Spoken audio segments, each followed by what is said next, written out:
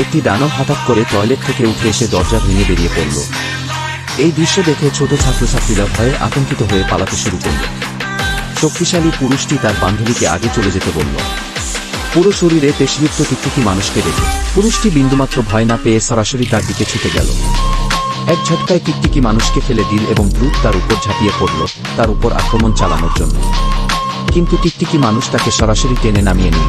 পুরুষটি তারপর লোকটিকে ছুঁড়ে ফেলে দেওয়া হলো, এমনকি সেই 40 মিটার পুরো দেয়ালও সহজেই খুঁড়ে ফেলা হলো। একেবারে শক্তিশালী চরম পর্যায়ে পৌঁছেছে। কিন্তু লোকটি প্রতিক্রিয়া করার আগেই তার ডান হাত পায়ে মারিয়ে দেওয়া হলো। চোখের সামনে মনে হলো যেন সে তার হাতে মারা যাবে। লোকটি তাড়াতাড়ি এখনো বাঁচার জন্য মরিয়া চেষ্টা করল, কিন্তু তাতে গিরগিটি মানুষটি আরও রেগে গেল এবং আবার লোকটিকে ছুঁড়ে ফেলে দিল।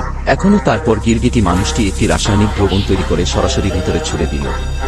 যখন গিরগিটি মানুষটি ভাবল লোকটি মারা গেছে, তখন একটি দুর্গন্ধযুক্ত জুতো তার দিকে ছুটে এল। পুরুষটি অত্যন্ত চমৎকার এবং বিস্ফোরক একটি বিজ্ঞান কল্পকাহিনী অ্যাডভেঞ্চার যুদ্ধ। যদি আপনি এই ধরনের সিনেমা দেখতে পছন্দ করেন, তাহলে আমি আপনাকে এটি দেখার জন্য জোরালোভাবে সুপারিশ করছি। মূল কাহিনী আপনাকে হতাশ করবে না।